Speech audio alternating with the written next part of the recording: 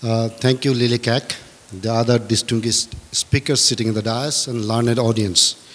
Assalamu alaikum and a very good morning. I'd like to thank at the beginning the organizer for giving me the opportunity to share with you the experience that we have with a scaling up project of helping babies breathe in this country.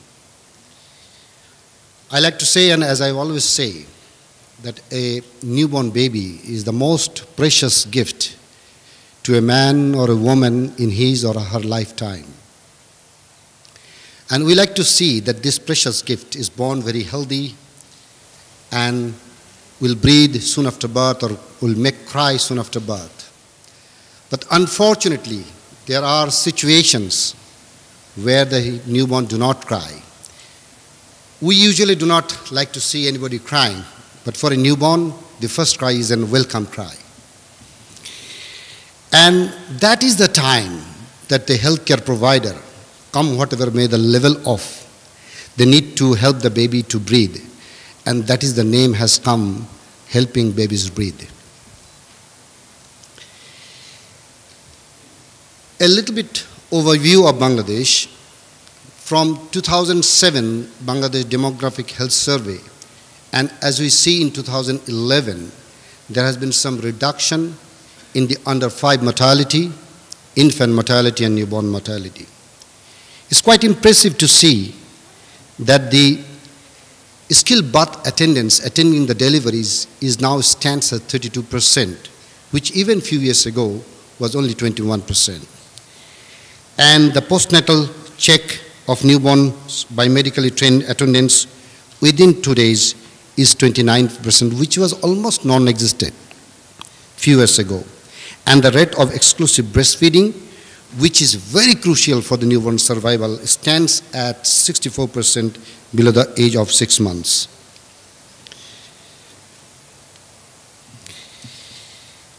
This is the chart that tells us the component of under 5 mortality in this country. And we see that there has been some reduction in the under 5 mortality from 1 year to 5 years during the period of infancy. There is also reduction in newborn death, but gradually the percentage of newborn death contributing to under 5 death from 57% stands now at 60%. So I think that's an area where we have been constantly looking at, and we need to look at in future as well. Now, if we look at the cause of deaths, which are more or less same in this region, but then perhaps you will agree with me, the figure shows that infection gradually coming down, and it is expected that it is going to come down more and more. Preterm low birth weight, the deaths are contributing to neonatal mortality is remaining more or less same, but the asphyxia is coming down, but relatively the proportion is going high and stands at 28%. We all know that this precious gift, the newborns, soon after birth, they only need immediate assessment at birth and simple newborn care. But a few of them, like 5 to 10%, they need some tactile stimulation, simple stimulation. Another 3 to 6%, they need positive pressure ventilation with bag and mask. And less than 1%, they need advanced resuscitation like endotracheal intubation and chest compression and drugs. That is an information that tells us in the community or during the home birth, we can actually put that aside, that less than 1% management. And what we need to do is to give breathing by bag and mask, and that will do a lot. So therefore, the Helping Babies Breathe, this is an initiative developed by American Academy of Pediatrics and many partners, including USAID, NICHD, SNL, and Save the Children. Very noble task they have done for the resource-poor countries. And the curriculum was, when it was under the process of development, got input from World Health Organization. And all this is made possible by an unrestricted educational grant from the Ladle Foundation for Acute Medicine and support from Latter-day Saint charities. We are very lucky to have with us Tor Ledel, who made his second visit and sitting in the audience today with us. Helping Babies Breathe is a neonatal resuscitation curriculum, as I said, very simple, very effective, trainable, and it is very helpful for the resource-poor countries. Every baby deserves assessment at birth and simple newborn care, and helping babies can save lives and give a much better start to many babies who struggle to breathe at birth. The focus is to meet the needs of every baby born. Initially, there was a pilot study. Bangladesh is one of those 5 countries, and Bangabandhu Sheikh Mujib Medical University, the only medical university which is just opposite this building from where I come from. We conducted a pilot study in 2010. USAID provided grant to BSMMU through MCHIP. Save the Children through MCHIP provided the management and technical support, and the study design shows that we had a baseline evaluation, training, implementation, and inline evaluation.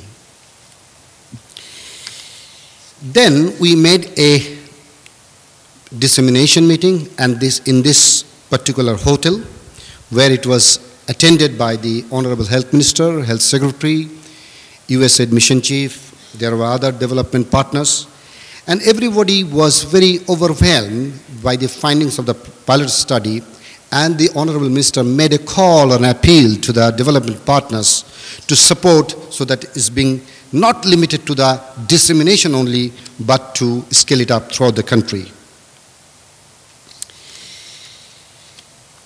And we had to develop this scaling up plan, several stakeholders, the government, development partners, NGOs, academia. We sat together on many occasions, and finally we developed this national scale up plan. And here we had 3 main components. One is capacity building, quality assurance, and the question of sustainability. We made a plan which is, I call it a cascaded training plan, and it was quite ambitious. Initially people they frowned their eyebrows that whether it is possible or not, but then we made a plan like this, that there will be training of master trainers, training of the trainers, and training of skilled birth attendants of all public health sectors. Sorry not to mention that also some NGOs as well.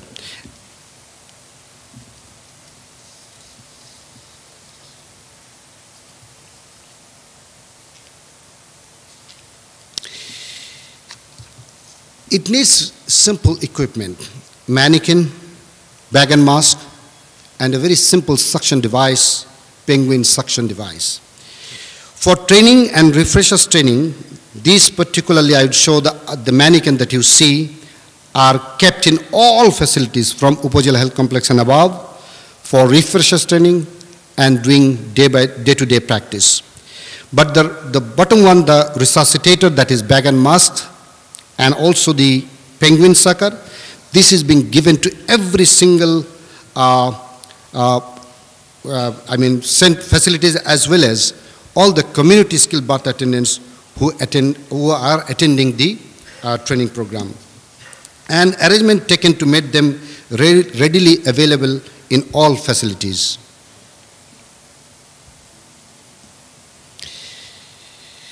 There are some teaching materials, and as you see, the wall chart, which is supplied and being hanged in each and every delivery sites. Flip chart for training and kept in facilities for refreshers training, that is only in the facility.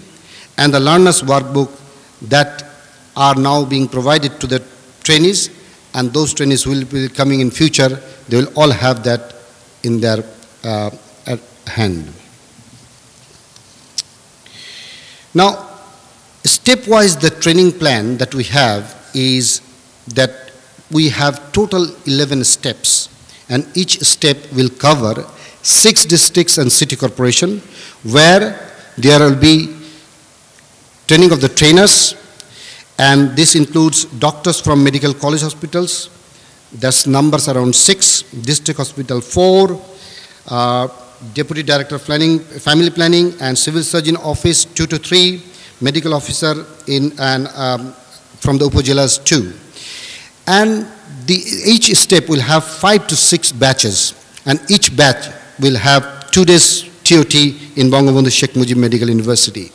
The unique part is that the trainer, after the training, will return and provide training to district and Upajila skilled birth attendant on HBB curriculum soon after the training. It's not that they are being trained and after 3 months or after 6 months they are giving training.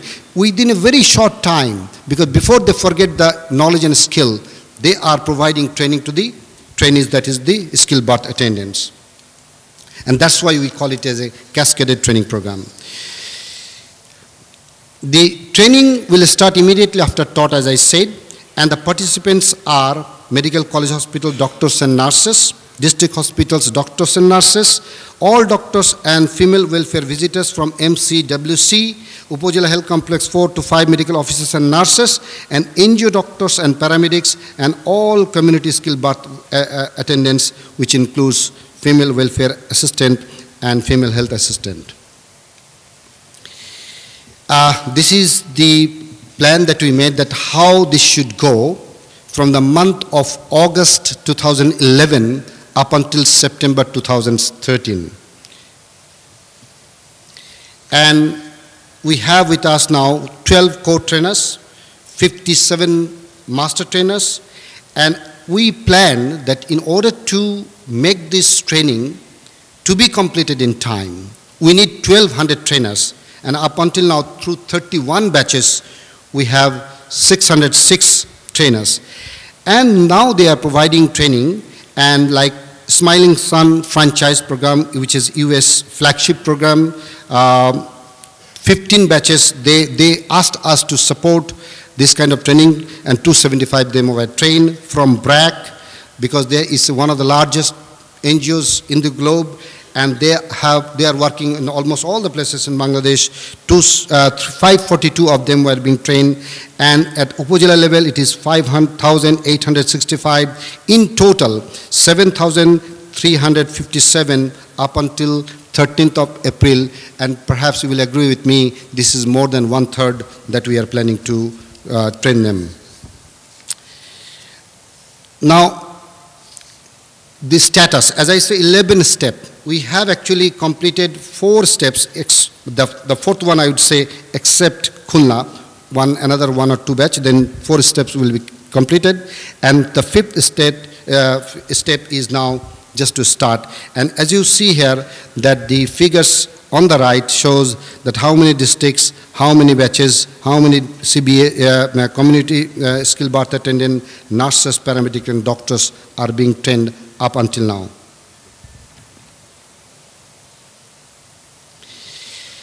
The institutional arrangement that we have for the conduction of the whole project is Ministry of Health and Family Welfare, which has got 2 very important offices. One is DG Family Planning and DG Health Services. The MCHIP, Save the Children US, through USAID Fund, Bangabandhu Sheikh Mujib Medical University, UNICEF, in their MNCS project, they are supporting everything, training, equipments, and other logistics. And ICDDRB, through Save the Children from Lehdal Foundation, is doing the evaluation of HBB scale-up activities.